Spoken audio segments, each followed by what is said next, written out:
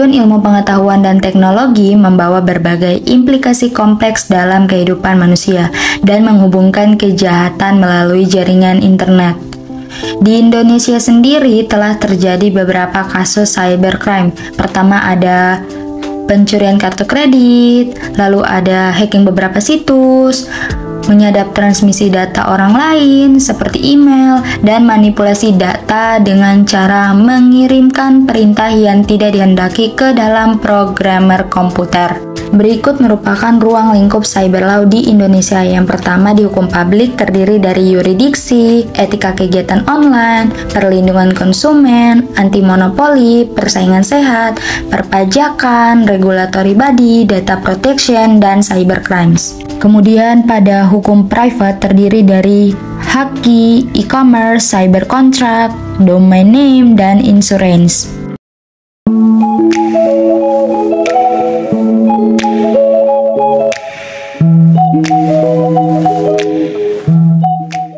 Dalam ruang lingkup cyber law, menurut Jonathan Rosenthal, cyber law itu terdiri dari trademark, copyright, hacking, hate speech, e-commerce, e-government, dan lain-lain. Peran cyber law sangat penting untuk memperkuat keamanan sistem informasi nasional.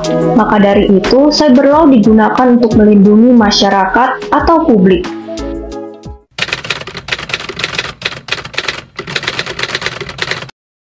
Kalian pasti masih ingat dengan tragedi peperangan antara para prajurit cyber Indonesia dengan Australia sepanjang bulan November 2013. Kala itu saling serang antar website tak bisa dihindari sehingga membuat hubungan kedua negara terkesan tak lagi harmonis. Terbongkarnya kasus penyadapan terhadap presiden, ibu negara, dan sejumlah menteri oleh intelijen Australia membuat hubungan antara Indonesia dan Australia mengalami ketegangan. Meskipun akibat yang ditimbulkan tidak menyebabkan perang dingin antara kedua negara, namun disayangkan dampak dari tindak penyadapan yang dilakukan Australia berdampak negatif bagi dunia maya atau cyberspace antara kedua negara. Saling serang atau cyber war antara komunitas anonymous dengan bentuk cybercrime atau hacking antara kedua negara berhasil membuat beberapa situs pemerintah dan komersial dari kedua negara menjadi korban. Pada permasalahan skandal penyadapan Indonesia-Australia, sekelompok peretas atau hacker dunia maya Indonesia atau Anonymous Indonesia meretas ratusan situs di Australia akibat tindakan penyadapan yang dilakukan oleh pemerintah Australia tersebut. Sebanyak 265 situs Australia rontok digarap hacker, begitu juga sebaliknya. Peretas Australia pun tak tinggal diam. Mereka melumpuhkan situs Polri dan juga menyerang sejumlah situs seperti Garuda Indonesia.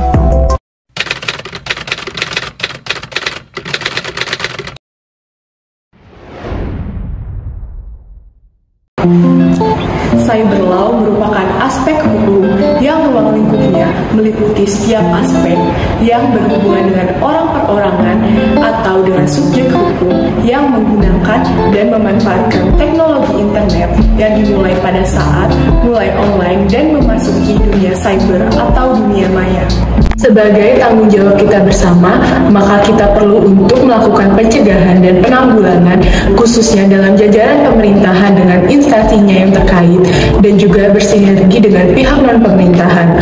Hal ini perlu dilakukan mengingat adanya lack of law di mana KUHP tidak mengatur secara khusus kejahatan berbasis teknologi informasi, melainkan dengan UU ITE, sehingga cyber law menjadi alat untuk meyakinkan dunia internasional bahwa sudah ada regulasi yang tegas mengenai pertahanan cyber law di dalam negeri sehingga dapat terjalin kerjasama antar negara dalam membangun keamanan global.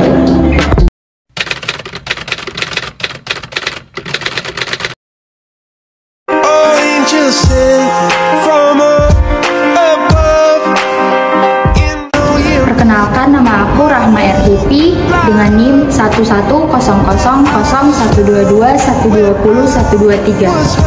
Nama saya Gabriela Stefisha Galung dengan NIM 110002021201110. Perkenalkan, nama saya Fani Diva Da Vinci Sialagan dengan NIM 1100012120143 dari kelas C.